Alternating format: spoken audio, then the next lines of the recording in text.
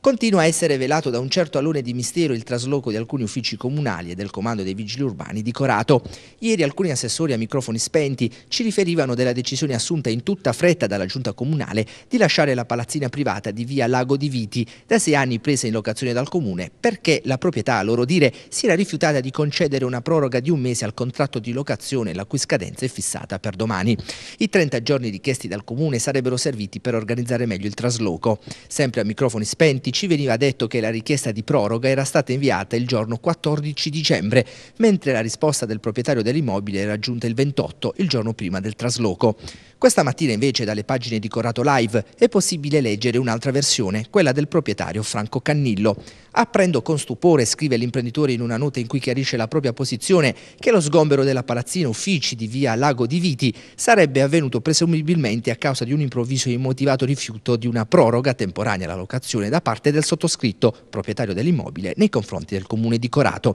Tale circostanza non trova alcun riscontro nella realtà, atteso che l'amministrazione comunale ha inteso presentare formale richiesta di proroga soltanto alle ore 18 di mercoledì 28 dicembre e che la stessa è stata prontamente e positivamente riscontrata nella mattina di ieri, 29 dicembre, come da documentazione allegata. Ciononostante, pare che il comune, scrive sempre Cannillo, abbia deciso di non esercitare tale facoltà, da me riconosciuta, per motivi del tutto interni all'ente di cui ignoro la natura.